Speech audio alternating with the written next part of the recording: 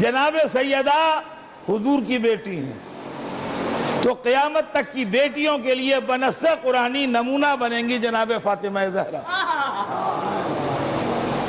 ہے بات؟ اب آئیے جناب سیدہ کی زندگی دیکھیے، گھر کی چار دیواری میں قید ہیں یا مختلف ایکٹیویٹیز میں شامل ہیں۔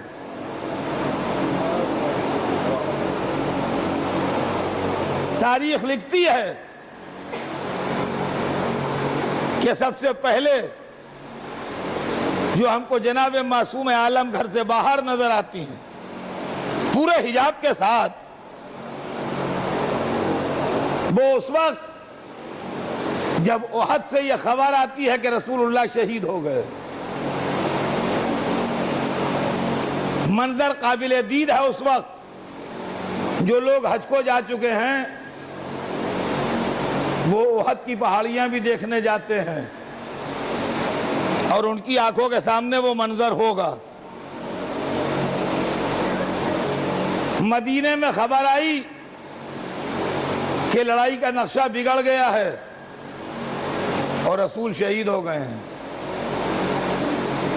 اب منظر قابل دید ہے، لوگ میدان جنگ سے گھر کی طرف آ رہے ہیں، سیدہ گھر سے میدان جنگ کی طرف جا رہی ہیں، اور تاریخ بتاتی ہے کہ اتنا جلدی پہنچی ہیں کہ ادھر جناب سیدہ پہنچی ہیں اور ادھر مولا علی لشکر کو بھگا کے آئے ہیں، دونوں ساتھ رسول اللہ کے ساتھ سامنے پہنچے۔ مدینے سے جناب سیدہ پہنچی اور ادھر مولا علی لشکر دشمن کو بھگا کے واپس آئے، تو جناب سیدہ اس وقت پہنچ گئیں میدان میں کہ رسول کو فرسٹ ایڈ اس وقت تک نہیں دی گئی تھی۔ تو اب آپ سوچئے کہ لشکر اسلام کے سب سے اہم شخص حضرت رسول تھے، تو رسول کو فرسٹ ایڈ ملنے سے پہلے جناب سیدہ پہنچ گئیں۔ چنانچہ مولا علی وہ ڈھال میں جس پر تلوار روکی جاتی ہے بھر کے پانی لائے، اور جناب سیدہ نے اپنے ہاتھ میں ریشم کا رومال تھا جو جلایا، رسول کے زخم دھلائے اور اس کی راکھ زخموں میں بھری، اس لیے کہ خالص ریشم کی راکھ اینٹی سیپٹک بھی ہے اور خون بھی روکتی ہے، تو اس کو زخموں میں بھرا گیا۔ رسول اللہ کو میدان جنگ میں فرسٹ ایڈ دینے والی جناب سیدہ ہے، یعنی عورت ہوتے ہوئے پردے میں رہتے ہوئے یہ کام کر سکتی ہے اسلامی قاعدے کے حساب سے۔ اب آئیے آگے چلیے، یہ ایک اچھا کاموں کی نوعیت بھی دیکھتے جائیے گا، الگ الگ ڈیفرنٹ نیچر کے کام ہیں۔ ایک دن بی بی سیدہ کے گھر میں مہمان آتا ہے اور اس دن کچھ چیز مہمان کی ضیافت کے لیے نہیں، تو آپ نے مولا علی کو اپنی چادر دی اور کہا یا علی فلاں یہودی کے یہاں جا کے اس چادر کو کچھ گروی کر کے کچھ لاؤ تاکہ مہمان کی ضیافت ہو۔ مولا علی یہودی کے وہاں گئے، یہودی یوں ہی اسلام سے دشمن تھے، بہرحال کاروباری معاملہ تھا، تو مولا علی نے کہا کہ اس لیے آئے ہیں ہم کہ رسول کی بیٹی کی چادر رکھ لو، ہمیں تھوڑا غلہ دے دو۔ انہوں نے کہا لاؤ دیکھیں، چادر اس کو دی۔ اس کا امپریشن یہ تھا کہ سونے کے تار ہوں گے، قیمتی کام بنا ہوگا، بڑی مہنگی قسم کی چادر ہوگی۔ اس نے دیکھا معمولی چادر ہے، جگہ جگہ پیوند لگے ہیں، جگہ جگہ سلی ہوئی ہے۔ وہ چادر دیکھتا ہے، علی کو دیکھتا ہے، چادر دیکھتا ہے، علی کو دیکھتا ہے، کہا یا علی یہ چادر رسول کی بیٹی کی ہے؟ کہا ہاں۔ پھر وہ حیران ہو رہا ہے، کچھ اس کی سمجھ میں نہیں آ رہا ہے، پھر کہتا ہے یا علی سچ کہہ رہے ہو؟ یا رسول کی بیٹی کی چادر؟ کہا ابو طالب کا بیٹا کبھی جھوٹ نہیں بولا، یہ چادر بے شک رسول کی بیٹی کی ہے۔ ایک دفعہ کہتا اچھا یا علی دیکھو چادر کی معاملہ ہمارے تمہارے بعد میں ہوگی، پہلے یہ بتاؤ یہ کلمے میں تم لوگ کیا پڑھتے ہو؟ کلمہ کیا پڑھتے ہو وہ مجھے پڑھاؤ۔ کہا بھائی اس وقت کلمے کا کون سا معاملہ ہے؟ کہا نہیں یہی کلمے کا معاملہ ہے اس وقت، اس لیے کہ میں اب تم سے سچی بات بتا دوں، تم لوگوں کے اسلام کے لیے میں یہ سوچتا تھا کہ یہ پیسہ کمانے کا دھندا پھیلایا ہے کہ لوگوں کو اپنا مرید بنا کے کمائیں، مگر یہاں تو معاملہ میری اب سمجھ میں آیا کہ جس کی بیٹی کی چادر ایسی ہو وہ کتنا سچا ہوگا۔ پہلے کلمہ پڑھاؤ۔ خیر مولا علی نے کلمہ پڑھا دیا، اسے مسلمان ہو گیا۔ اب اس نے کیا دیا کیا ہوا جو بھی ہوا، بہرحال مہمان کی ضیافت بھی ہو گئی اور ایک یہودی مسلمان بھی ہو گیا۔ تھوڑے دنوں بعد، اب مجھے نہیں معلوم کتنے دن بعد، اس کی میری کوئی تحقیق نہیں، مگر تھوڑے دنوں بعد ٹھنڈی کا زمانہ تھا، سردی کا زمانہ تھا، رات کو اسی یہودی کی جو اب مسلمان تھا بیوی کا انتقال ہو گیا۔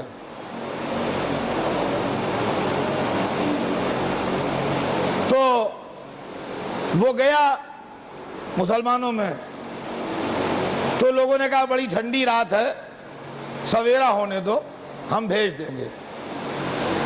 جس کے گھر پر گیا اس نے یہی کہا کہ رات ہے اور ٹھنڈک بہت تیز ہے، رات بھر انتظار کر لو، سویرا ہو تو ہم اپنے گھر کی عورتوں کو بھیج دیں گے، غسل ہو جائے گا۔ وہ سمجھ گیا کہ اتنی رات میں کوئی آنے والا نہیں ہے، وہ مایوس قدموں سے اپنے گھر پر آیا، دروازے پر کسی نے کہا اندر نہ جانا۔ کہا کیوں؟ کہا رسول اللہ کی صاحبزادی آئی ہیں تیری بیوی کو غسل دینے۔ وہ رونے لگا، کہنے لگا ان کو کون لے آیا؟ میری یہ مجال کب تھی کہ ان کے گھر پر جاتا؟ وہ سمجھا کوئی بلا لایا،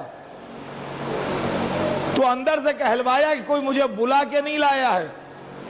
میرے باپ کی تعلیم یہ ہے کہ جب کوئی مسلمان مر جائے تو ہر مسلمان پر فرض ہے اس کا غسل و کفن۔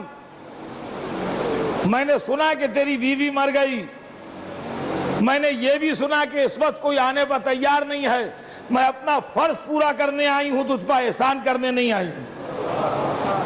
دیکھیے یہ دوسرا کام تھا کہ سیدہ گھر سے باہر آئیں۔ اب آئیے تیسری منزل، یہودی کے گھر شادی میں جاتی ہیں، وہ کتابیں بکتی ہیں اردو میں جناب سیدہ کی کہانی کہہ کے، مجھے اس کہانی پر لفظ پر اعتراض ہے۔ کہانی فالس سٹوری کو کہتے ہیں، لہذا وہ لفظ کہانی نہیں ہونا چاہیے۔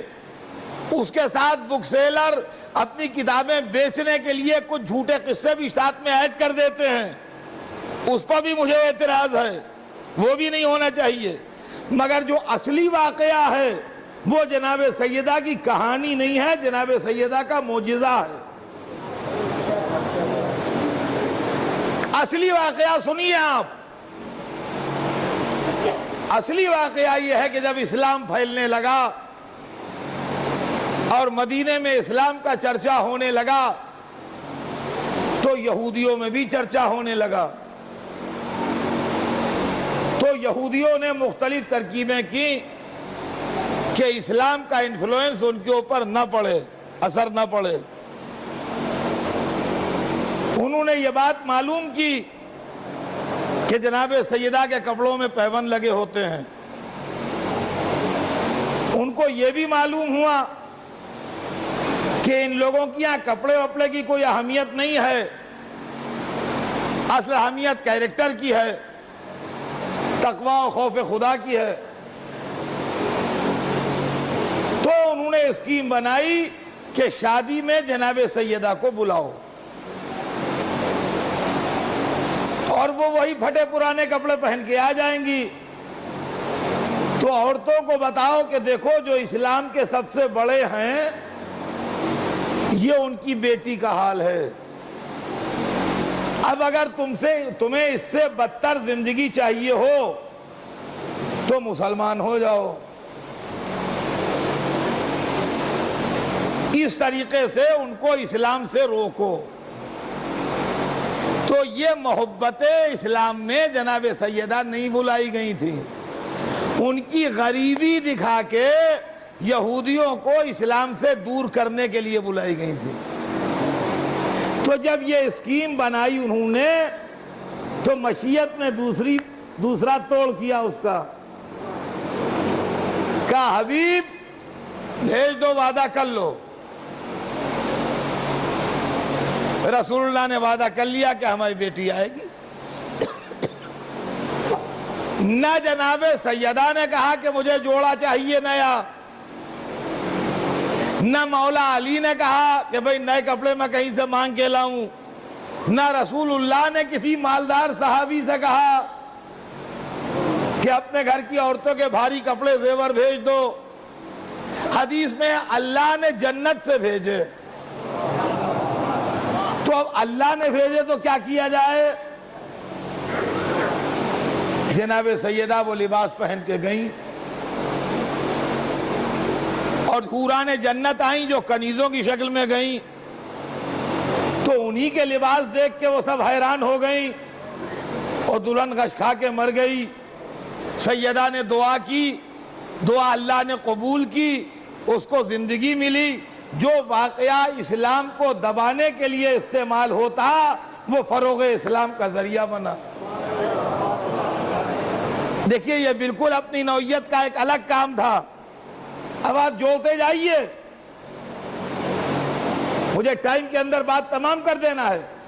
جناب سیدہ نے میدان میں جا کے فرسٹ ایڈ دی، جناب سیدہ نے ایک عورت کو جا کے غسل دیا، جناب سیدہ نے ایک دوسرے مذہب والے کے یہاں جا کے شادی اٹینڈ کی، جناب سیدہ بحکم خدا اپنے باپ کے دین کی سچائی ثابت کرنے میدان مباہلہ میں گئیں، قرآن گواہ ہے۔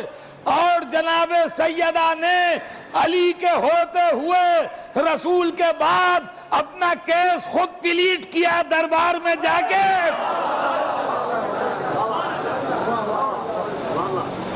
تو ایک عورت ہوتے ہوئے کورٹ میں اپنا کیس پلیٹ کرتی ہے، دین کی سچائی کے لیے میدان میں جاتی ہے، دشمنوں کے گھر شادی اٹینڈ کرتی ہے، اپنے دوست کے گھر بیعت کو غسل دیتی ہے، میدان میں فرسٹ ایڈ دیتی ہے۔ اس سب کے باوجود بھی کیا آپ کہیں گے کہ اسلام نے عورت کو گھر کے پنجرے کی چڑیا بنا کے رکھا ہے؟